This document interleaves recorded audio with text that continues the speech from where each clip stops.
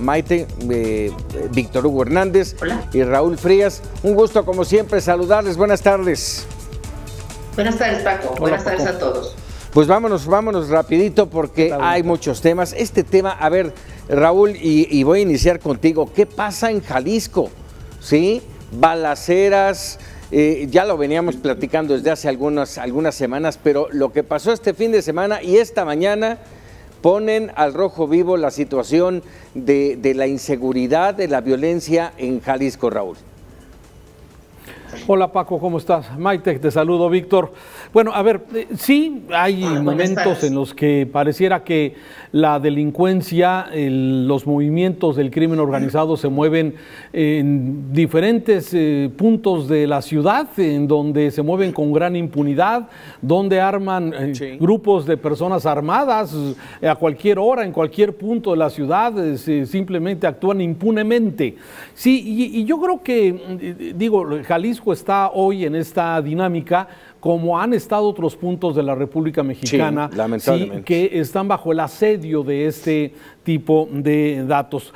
Simplemente por hacer una referencia a lo que pasó esta mañana en una zona muy conocida en la zona metropolitana de Guadalajara, en la colonia Chapalita, ¿sí? Grupos armados, ¿sí? Personas armadas hasta los dientes, casas de seguridad, que por casualidad o por una denuncia de vecinos se acerca a la policía para poder identificar qué pasaba en una zona. Yo diría que es una zona clase media, media alta de la zona metropolitana, y donde, bueno, se identifica a un grupo de personas armadas, el policía quiere intervenir y se dan cuenta que esto es pues un grupo de personas que están participando. Hasta el momento el saldo que se ha dado a conocer es de 30 personas que han sido, digamos, detenidas para ser investigadas.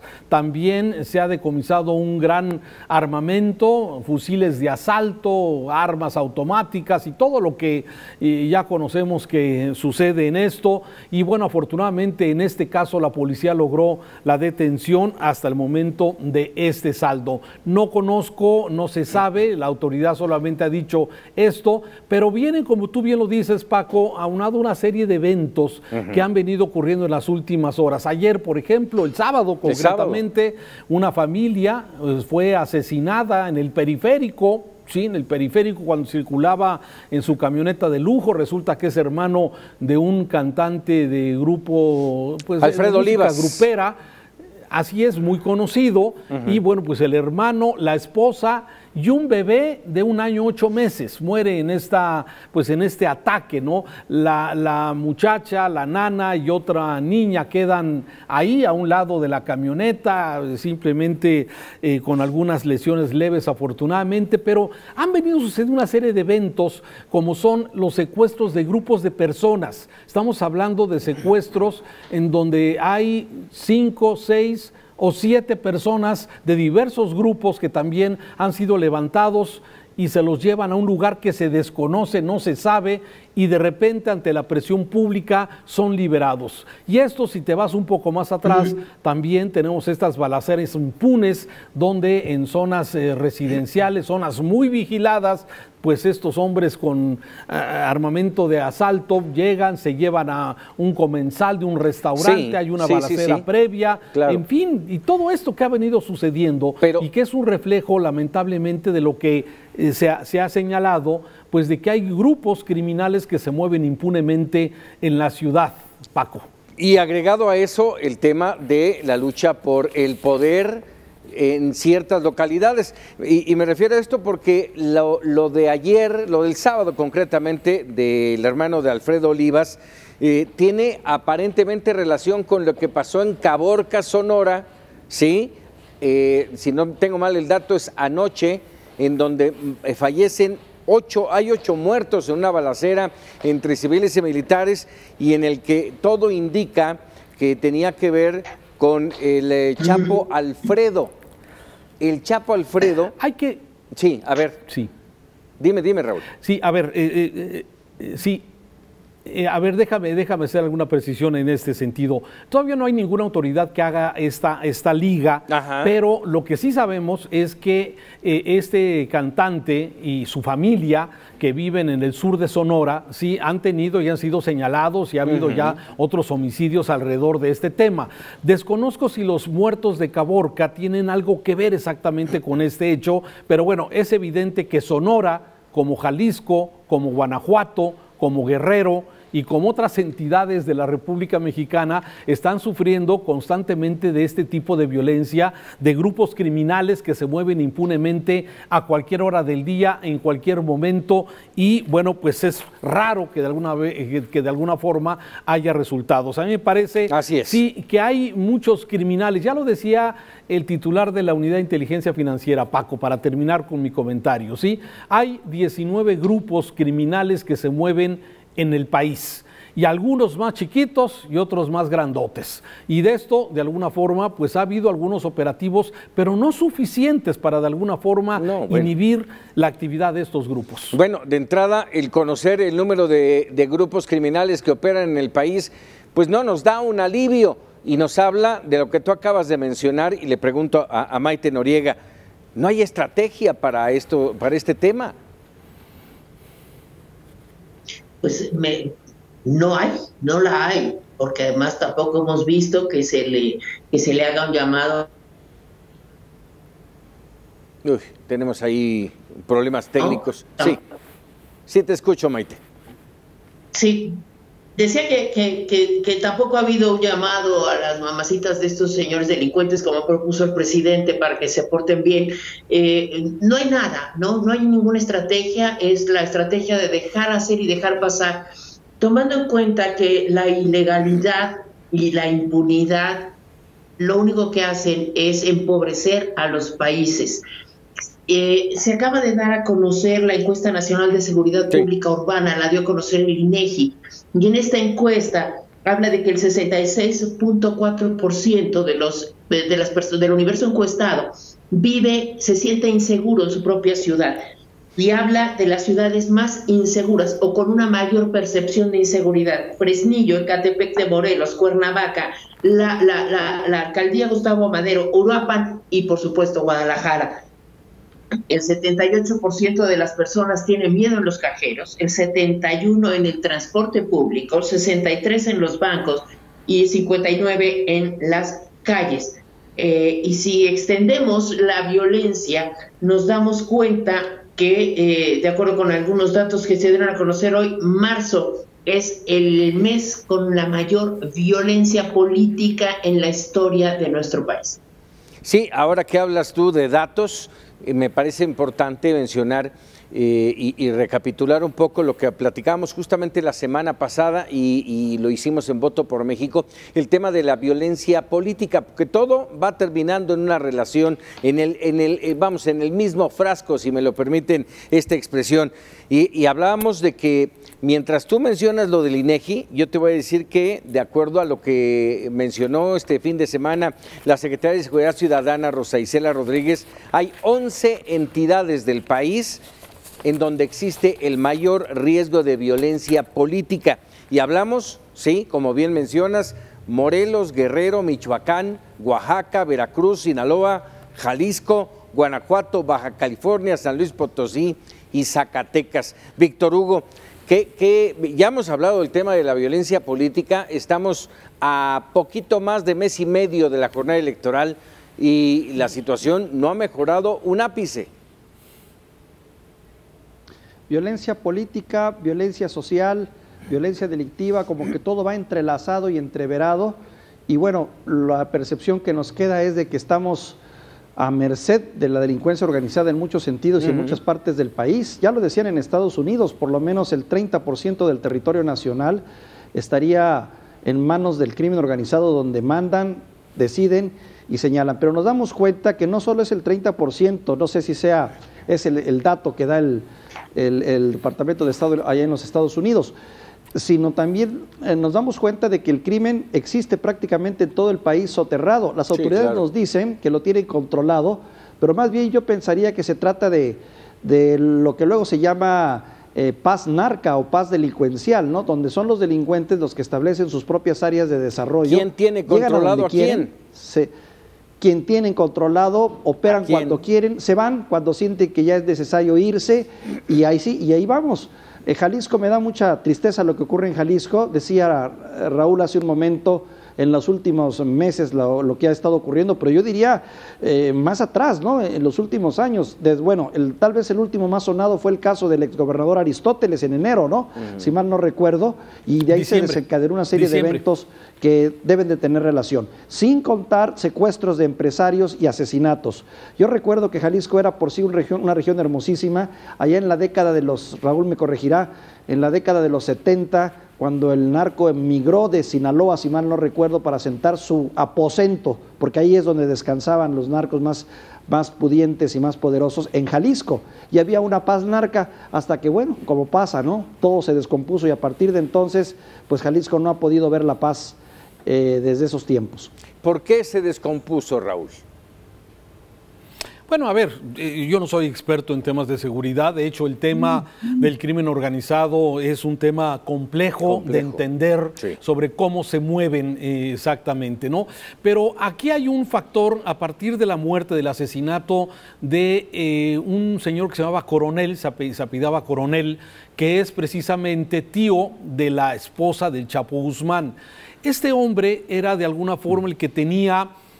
todos saben, y como bien Víctor lo dice, si las familias de los grandes capos del crimen vivían en Guadalajara, ¿sí? Por la ciudad, seguramente por la comodidad, una ciudad más grande, y bueno, pues las familias vivían aquí, pero no se metían con las familias, pero de repente todo eso se descompuso y empezaron a meterse con las familias directamente entre ellos mismos. Hay que recordar que muchos de los actuales cárteles que están vigentes son incisiones, son separaciones de grandes carteles como el de Sinaloa. De hecho, por ejemplo, el cártel Jalisco Nueva Generación, de acuerdo a los que han investigado este tema, el famoso Mencho, que es el líder, sí, pues es una incisión que trabajó muchos años con el Chapo Guzmán, y de ahí se convirtió él en un sicario muy poderoso, y que empezaba con aquella campaña de los llamados matacetas, ¿te acuerdas? Que era un grupo criminal que iba a matar a ese grupo de los zetas allá muy poderosos en la parte del estado de Tamaulipas, y de ahí se desató pues esto que todavía no termina, Paco. Me parece que esas son incisiones, son traiciones de los grupos, y hay tanto poder y tanto dinero que está muy podrido de alguna forma todo, además de autoridades que fueron omisas en su momento o que estuvieron coludidas, y que hoy vemos que muchas de las policías están incluso infiltradas o tienen nómina en los cárteles de la droga. Entonces, la verdad es que lo que dice el Comando Norte de los Estados Unidos, el general Glenn Van Herk, de que señalaba que el 35% del territorio mexicano está bajo el control del crimen organizado, pues quizás para muchos podría ser que es poco o que es mucho. Aquí el tema es que no hay, como dice Maite, una estrategia que podamos ver. La de abrazos, no balazos, no ha funcionado. Sí, el de crecer la Guardia Nacional, pero debilitando a las policías municipales y policías estatales, tampoco ha dado un buen resultado. El que el presidente vaya y se detenga para saludar a la mamá del Chapo en una gira por el estado de Sinaloa, pues manda una señal, pues digo, una señal muy rara. Sí, que se detenga para saludar a la mamá del Chapo Guzmán, uno de los criminales más importantes sentenciado en los Estados Unidos. A ver, todos esos elementos, Paco, pues no podemos cerrar los ojos ante este tipo de cosas que están ocurriendo. Así es. ¿Y cómo con todo este contexto, Maite, cómo podríamos observar este mes y medio que todavía nos quede de proceso electoral en términos de violencia política? Yo creo que el ambiente seguirá enrareciéndose, porque la violencia política no solamente la constituyen los atentados a los candidatos, sino también el discurso descalificador que incrementa la violencia política, que la la provoca, provoca esta violencia política y que está dirigida, por desgracia, desde el Poder Ejecutivo, que debería guardar la neutralidad que compete a su cargo como gobernante de todos, ¿no? Me parece preocupante que el presidente siga interviniendo en el proceso electoral, enrareciendo el ambiente y de este modo alentando la violencia política. ¿Por qué? Porque sus seguidores son fanáticos que conciben la opinión del jefe del Ejecutivo como un mandato a cumplir. Y esto lo estamos viendo. Cuando se dice que toda la violencia se debe al crimen organizado, es la mejor coartada para que cualquiera pueda matar o atentar contra una figura política o de cualquier tipo. ¿Por qué? Porque nadie, y lo sabemos y se sabe, nadie va a hacer algo para castigar este crimen. Entonces, el echarle la culpa de todo al crimen organizado es la mejor forma de mantener en la impunidad estos atentados y estos crímenes que enrarecen el sistema democrático de nuestro país, un sistema que parece ser que hay muchísimos interesados en debilitar. ¿Tu opinión, Víctor? El crimen organizado se ha dejado sentir, digamos, con más presencia en algunos estados que ya lo sabemos, por su debilidad, por su población, por su pobreza o marginación. Son más susceptibles, ¿no? Guerrero, Oaxaca, Veracruz, aunque entiendo está presente en todo el país, potencialmente agazapado para poder sentar sus reales en el momento en el que se le permita. Pero también hay un crimen organizado de cuello blanco, que es el crimen organizado de políticos, caciques, gente de poder, exalcaldes, exfuncionarios, en fin, que también quieren el poder y que hemos visto no se tientan el corazón para quitarle la vida a una persona en aras de tener ese poder y por ende tener dinero, que al final del cuenta creo que es el objetivo final. Está presente y desafortunadamente sí, es cierto, pero habría que desmenuzar, habría que caracterizar pues el tipo de criminalidad a la que nos estamos enfrentando, que actúa a veces de manera igual, o sea, eliminando, matando. Y aquí cabe la pregunta, y se la hago a los tres, cabe la pregunta, esto entiendo que es el crimen de cuello blanco, sí, pero el papel de los cárteles del narcotráfico asentando sus reales no solamente en las localidades, sino verdaderamente dominando, y en este caso en el proceso electoral, teniendo y metiendo la mano para decidir, para tomar control de cómo quedará determinado municipio o entidad y tener ellos la libertad de hacer lo que saben hacer muy bien y que es un negocio. ¿Alguien?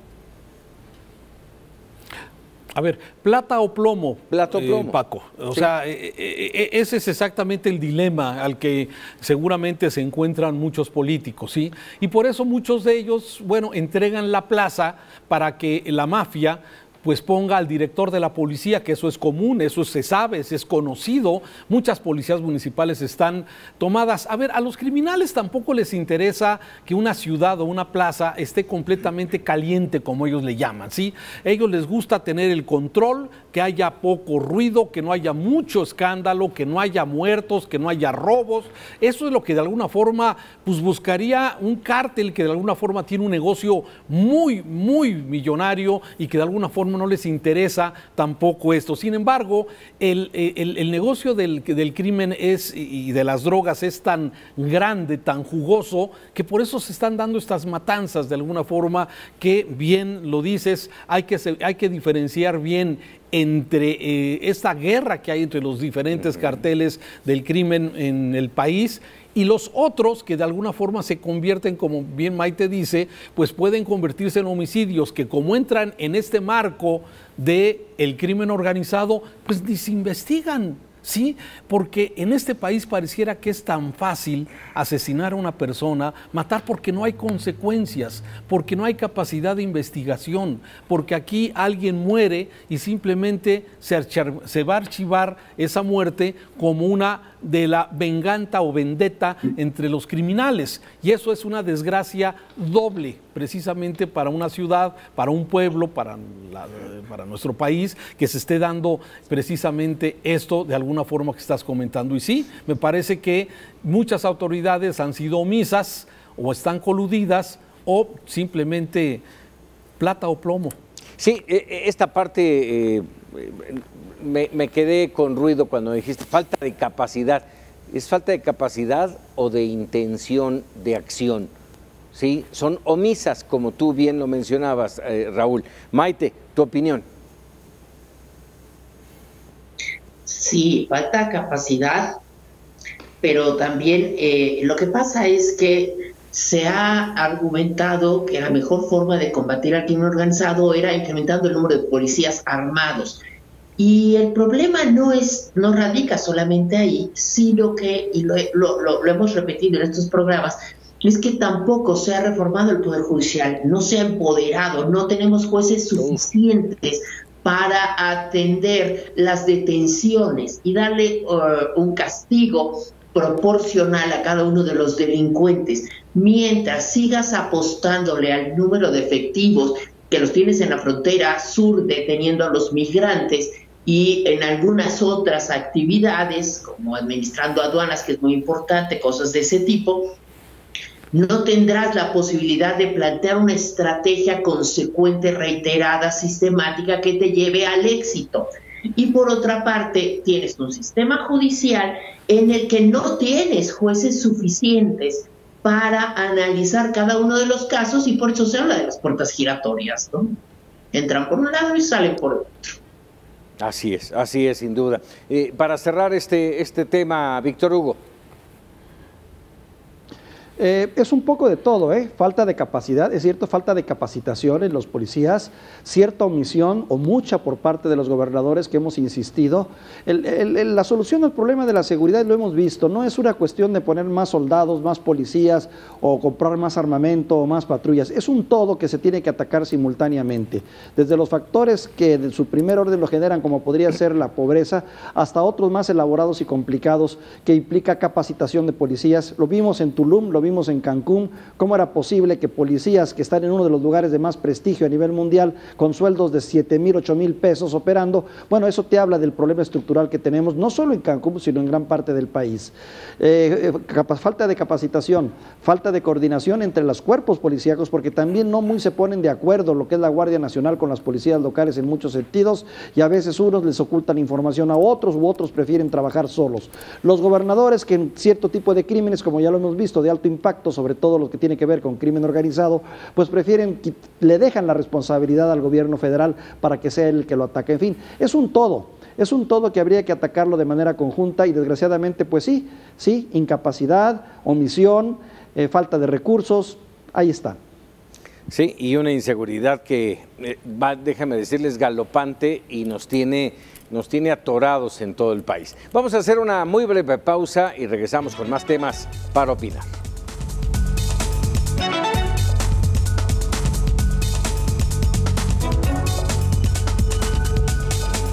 Ya estamos de regreso para opinar, y hablabas un momento, Maite Noriega, sobre el tema de la reforma al Poder Judicial, y justamente vamos a entrar a este tema porque es una amplia reforma la que están proponiendo, entre lo que destacan, por ejemplo, un cambio a la ley orgánica del Poder Judicial que tendría que ver con prácticamente todos los cambios. Esto un poco de lo que mencionabas, también hablar de las normas en las que, conforme a las que se regula la carrera judicial, ¿sí? Cómo tener los ascensos, cómo obtener las posiciones, pero lamentablemente toda esta reforma presentada ha quedado a un ladito, quedándonos con un tema específico que es si no mal recuerdo, el artículo 13º, en el que se está proponiendo ampliar por 2 años más la permanencia como ministro presidente a Arturo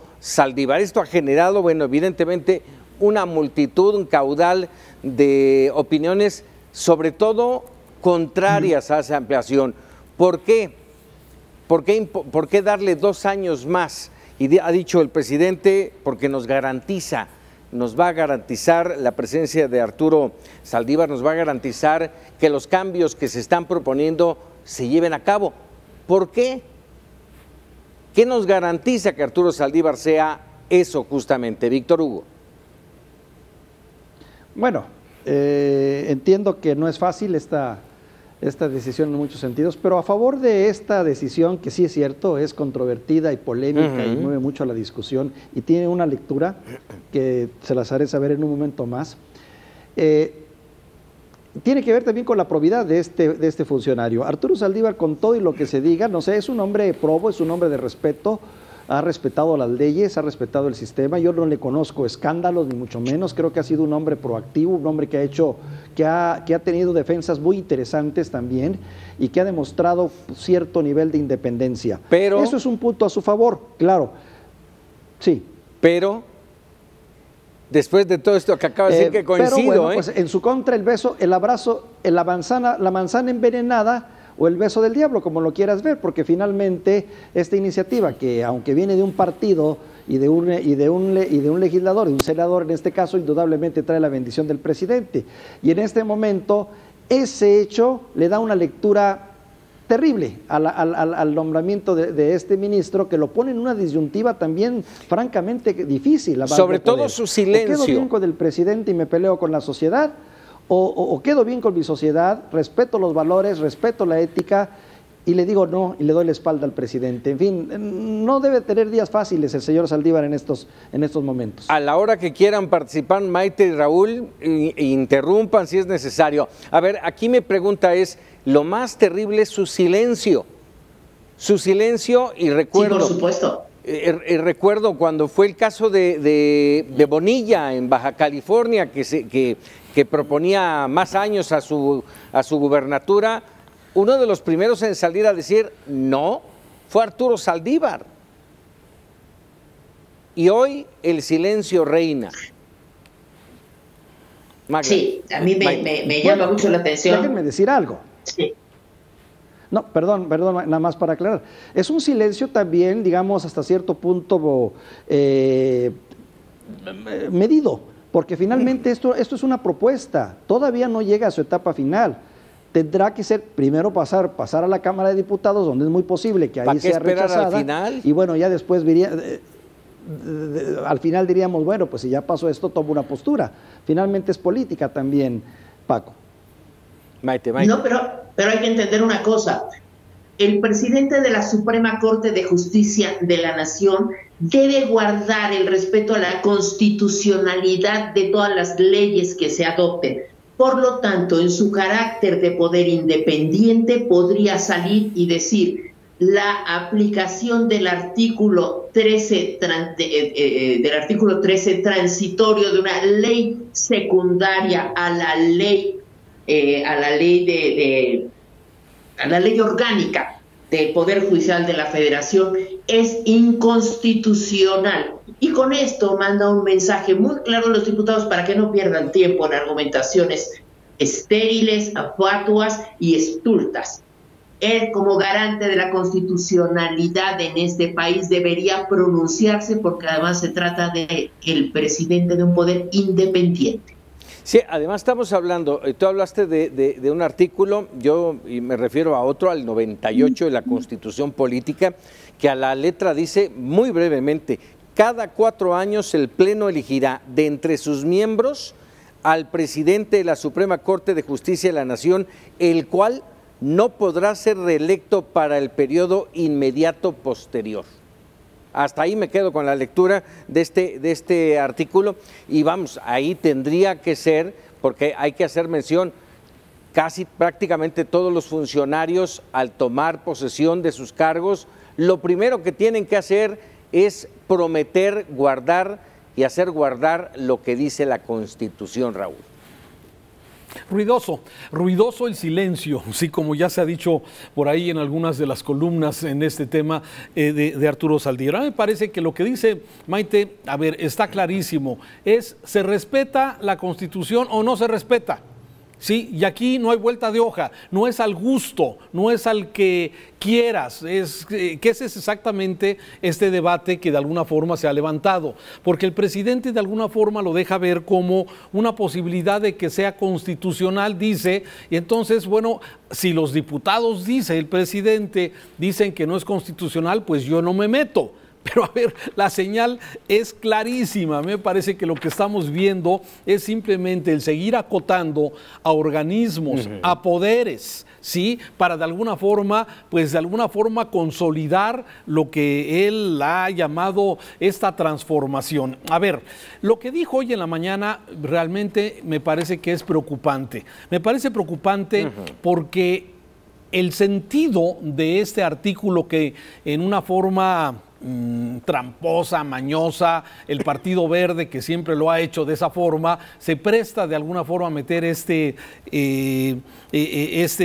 artículo de última hora, aparentemente sin mucho conocimiento de los otros senadores, que también, bueno, habría que discutir si tienen que estar atentos a lo que votan o no. Pero más allá de esta discusión, me parece que el tema del respeto a la Constitución, esa es la forma importante, y lo que aquí hemos estado viendo, Paco, es esto, y lo que dice el presidente a mí realmente me preocupa. Sí, ¿por qué queremos que se amplíe el periodo del actual presidente? Sí, para pues precisamente para evitar más de lo mismo, dice el presidente, más de lo que significaba el antiguo régimen. Es decir, para el presidente, si se le da, se amplía este periodo, se garantiza, y no sé cómo lo puede garantizar, o sea, no sé cómo se atreve a decirlo, que se va a dar la transformación. Precisamente por eso, en algún momento, se fueron alternando los calendarios del Poder Ejecutivo, del Poder Judicial, del Poder Legislativo, para que fueran cambiando y que no correspondiera exactamente el tiempo del presidente del Poder Judicial al tiempo del presidente en turno, y se fueron alternando para que haya ese equilibrio, pero eso no gusta. Maite. Mira, a mí me parece preocupante porque la justificación que da el presidente es muy preocupante porque es muy reveladora al mismo tiempo. Él dice, es la forma de consolidar que logremos la cuarta transformación. Y si en 2024 él no le dio tiempo de terminar su transformación como la tenía pensada, va a pedirle a un diputado del Verde que meta una iniciativa para alargar su periodo nada más hasta que él termine su cuarta transformación.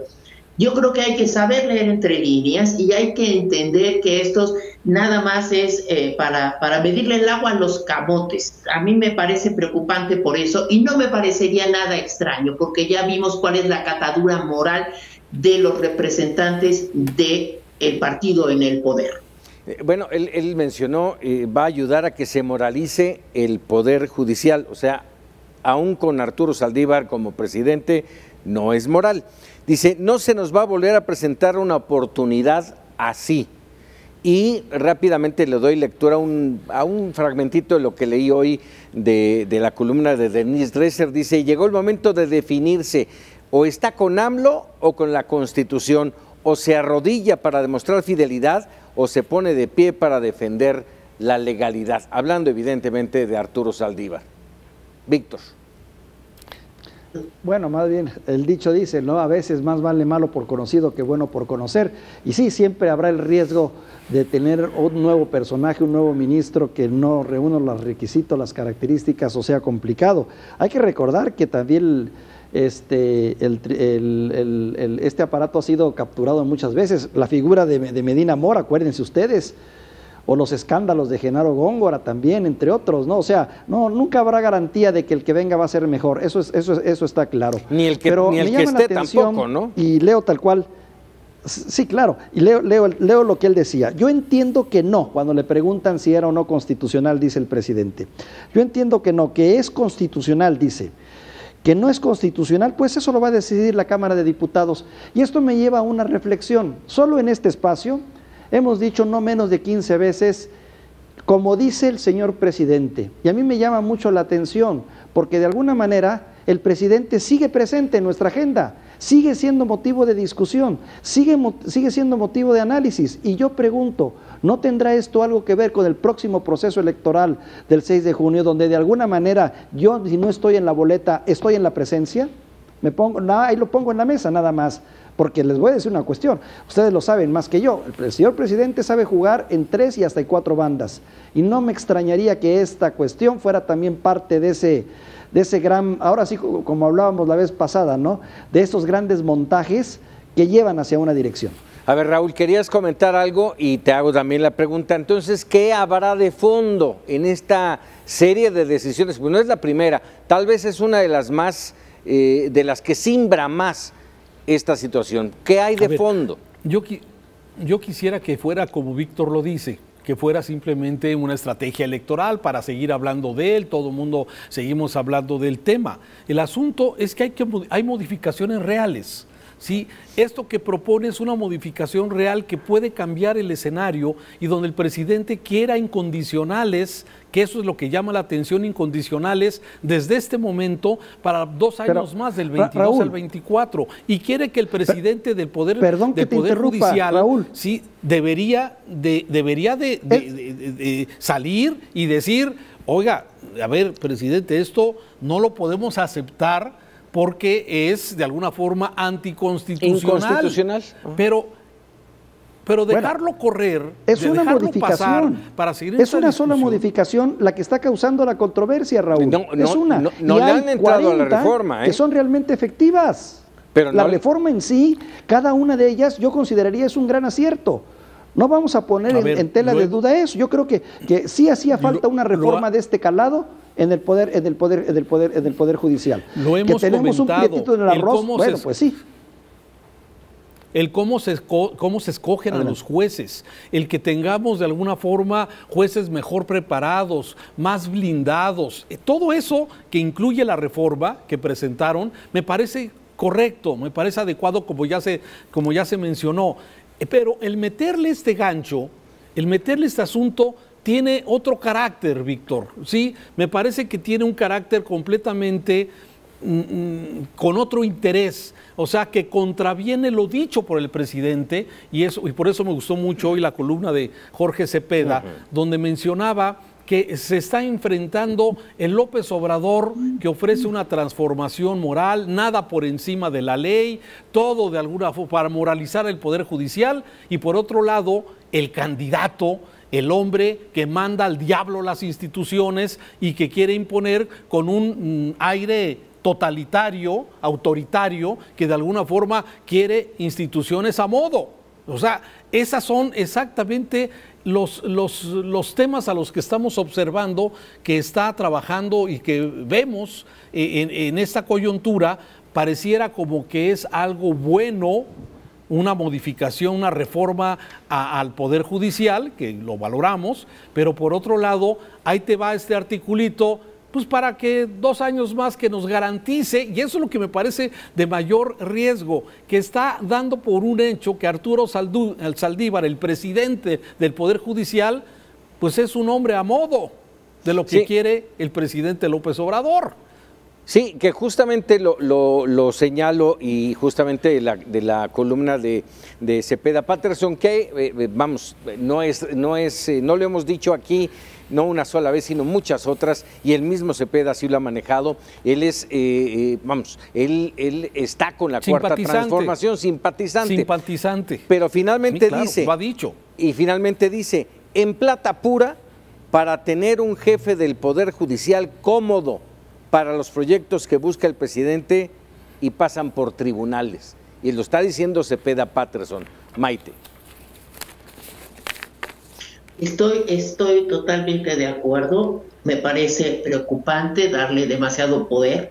Además, cuando hablan de moralizar al poder, simplemente con que se aplique la ley, con que la secretaria de la Función Pública se ponga a trabajar para acabar con el nepotismo. No se trata de otra cosa, sino de pedir nóminas y verificar esa aplicación de la ley. Cuando me hablan de moralidad y de la religión y de, perdóname, esto es un distractor. Se trata de tener precisamente una corte a modo para hacer todas las modificaciones que quieren hacer, y entre ellas la desaparición del INE o la modificación del INE.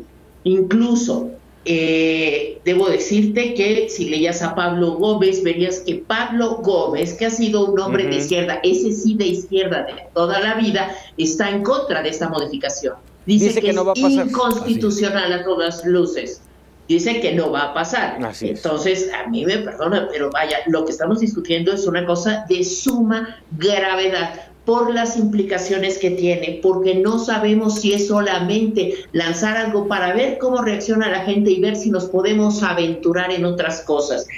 A mí me preocupa mucho que el presidente esté concentrando tanto poder apoyado por el ejército, al cual ya le dio absolutamente todo. Ya no tiene gabinete. El gabinete se llama Ejército Mexicano. Entonces ya no necesitas más, porque ellos cobran impuestos, ellos cobran todo, o sea, ya le diste todo ese poder. Y aparte le das todo el poder al presidente de la Suprema Corte. ¿Para qué? Porque él dice que es su amigo, y él sí va a garantizar la moralidad. No es la función del señor, si ves la ley orgánica, no está entre las funciones del presidente de la Suprema Corte de Justicia de la Nación moralizar a la institución. Simplemente que él, como constitucionalista, como defensor de la constitucionalidad y como presidente de la Suprema Corte, debería hacer que se cumpla la ley y acabar con el nepotismo. Entonces, vaya, esto de la moralización y de todo lo demás me parece que son cortinas de humo, y son, de verdad, es una retórica que debe ser desechada, y tenemos que hablar con sinceridad y con claridad. Al pan, pan, y al vino, vino. Es inconstitucional, y el presidente de la Suprema Corte debió haberse manifestado desde el primer momento. No mandarle consejos a los diputados, es decirle a los senadores: señores, es inconstitucional la medida que acaban ustedes de aprobar. Y con eso es todo, no necesitaba hacer más. Se suscribió y difundió en su Twitter el comunicado del Consejo de la Judicatura, que es el mismo, que es de una ambigüedad ofensiva. Yo no lo pedí, básicamente. No más faltaba. Yo no lo pedí, ¿no? Ya nada más faltaba. Pero a ver, ya transitó el paso más complicado, que era el Senado de la República. ¿Qué nos puede garantizar que en la Cámara de Diputados, donde hay mayoría, no va a transitar, Raúl? No, ese es el tema. Ese es el tema exactamente, que donde de alguna forma había cierto contrapeso era en el Senado, pero si no se dieron cuenta, los metieron por abajo de la mesa, porque de acuerdo a la relatoría de la sesión, sí, lo que este artículo, esta adicional, no estaba en esta iniciativa originalmente. Entonces, a ver, sí, me parece que lamentablemente la Cámara de Diputados no representa en algún momento una aduana, un freno, sí, ojalá hubiera debate, ojalá esto nos diera la posibilidad de que los diputados, los conocedores del tema, entren en una situación de debate, pero si en el Senado así pasó, y estamos escuchando las voces de gente de izquierda, como ya lo decía Maite, y otros que se han manifestado en contra de este hecho, pues se ve difícil que en la Cámara de Diputados realmente exija. Por eso siento que el ensordecedor silencio del magistrado presidente del Poder Judicial, me parece que ahí está la clave. Si el señor sigue, después de tantas horas, sin comentar, sin decir, sin rechazar, sin manifestarse, pues me parece como que todo se está alineando a que salga con los riesgos que aquí ya se han comentado. Caray, vamos a hacer rápidamente una breve... Adelante, Maite. No, que además hay que comentar que en la Cámara de Diputados tienen mayoría, pero además es la Cámara de Diputados con el más bajo nivel educativo de la historia. Así nomás. Lo cual te habla de de el peligro que implica precisamente esto, y coincido con Raúl ante el ensordecedor silencio del presidente de la Suprema Corte. Totalmente de acuerdo. Pues bueno, vienen horas muy importantes en este sentido. Martes, miércoles, yo creo que estarán tocando el tema en la Cámara de Diputados. Mientras tanto, vamos a hacer una pausa y regresamos para opinar.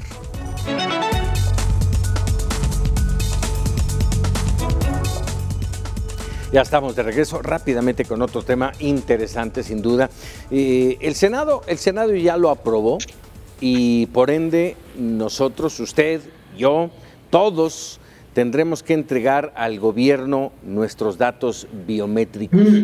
Y vaya que es todo un tema. Si usted no se imagina lo importante que es, escúchenos en esta pequeña ronda que vamos a hablar del tema, porque es fundamental. Inicio contigo, Víctor Hugo. Bueno, de entrada debo decirte que el rechazo que se presenta para este nuevo registro biométrico tiene que ver mucho con los antecedentes. En un país donde sabemos que hay una nula protección a los datos personales, en donde padrones completos son robados constantemente por empresas y por delincuentes y demás, en donde luego depositamos nuestra confianza en la autoridad y le damos nuestros datos personales para ver con tristeza cómo después estos son utilizados a veces de manera criminal o simplemente con la insistencia por teléfono que tanto te hacen, seguramente a ustedes les debe de pasar, que es el resultado de un padrón seguramente vendido por alguien. En fin, vivimos en un país donde la desconfianza es total y además bastante razonable y entendible como para poderle tener miedo a este tipo de datos, a este tipo de control que a veces se me asemeja más a los países totalitarios, ¿no? Como una manera más. Es cierto, tal vez la credencial del lector no sea en este momento el elemento más útil para la identificación, es el único que tenemos formalmente y es una credencial para votar, y es cierto que tal vez haga falta un documento madre que nos permita unificar a todos los mexicanos y tener un control más adecuado, pero desafortunadamente el tamaño de la desconfianza es enorme y yo me sumo a ella. Sí, enormes riesgos, y déjame decirte, es voluntario, o al menos eso dicen, Raúl. A ver, ¿qué motiva esto? Yo creo que es importante motivar. ¿Qué motiva esto?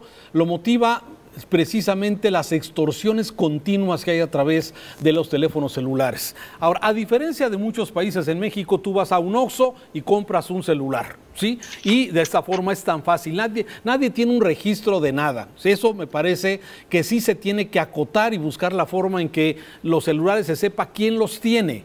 Ahora, hay una enorme diferencia, Paco, Maite, Víctor, desde mi punto de vista, en poner en manos de una institución, o del gobierno, o de quien de alguna forma esté en este padrón, sí, tus datos personales. Me parece sumamente riesgoso en un país donde ya se mencionó claramente que pueda aparecer tu dato personal en una base de datos en La Lagunilla o en Tepito o en cualquier mercado sobre ruedas del país, ¿sí? Eso me parece sumamente delicado. Entonces, a ver, son como dos cosas diferentes que se juntan en esta razón. Primero, sí, las extorsiones de los teléfonos que se hacen desde las cárceles, que eso lo sabemos. Las llamadas de extorsión se hacen desde centros penitenciarios porque no están controladas, porque no hay bloqueadores de señal, porque hay un mercado negro y la corrupción que prevalece.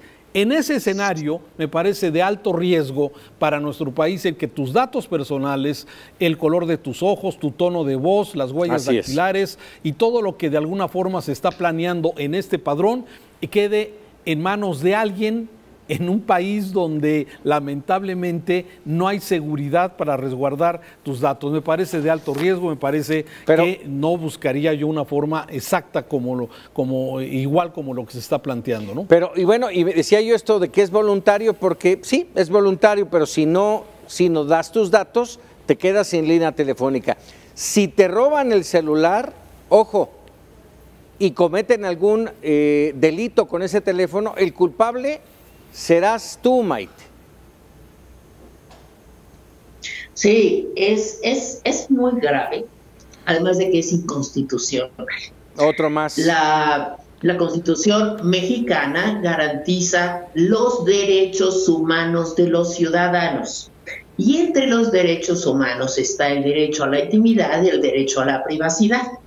Si tú te das cuenta, desde el inicio de este régimen, han estado verdaderamente interesados en acaparar los padrones y todos los documentos que puedan implicar el control, como lo hace China o como lo hacen los países totalitarios. De ahí que uno diga, bueno, sí hay una tendencia al autoritarismo en este país. Uno, es inconstitucional y es violatorio, precisamente porque es violatorio de los derechos humanos. En México ya no hay garantías individuales y lo respeto a los derechos humanos, y esto es a partir de la modificación constitucional de 2011.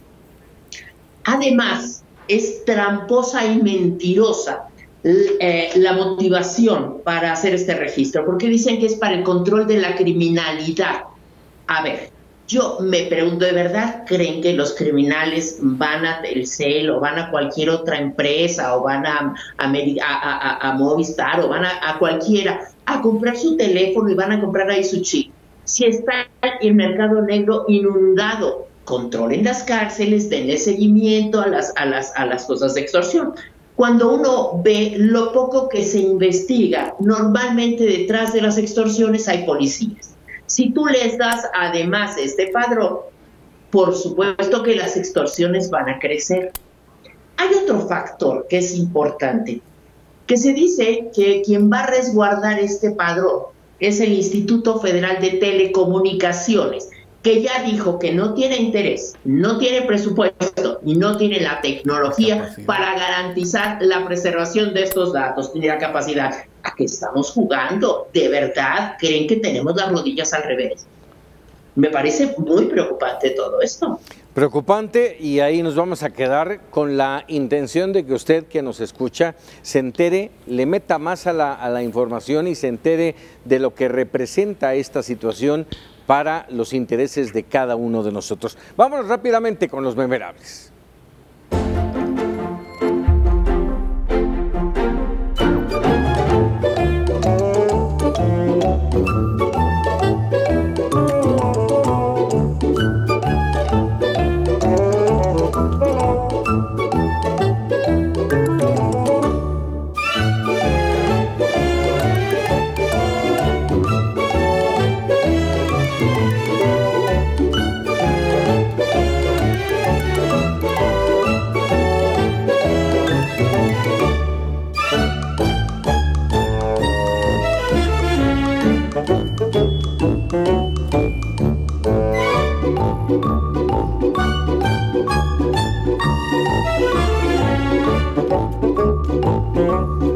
Bueno, pues hay parte de cómo vemos el devenir de nuestro país en estos días. Rápidamente agradecerles, Maite, Víctor Hugo, Raúl, gracias.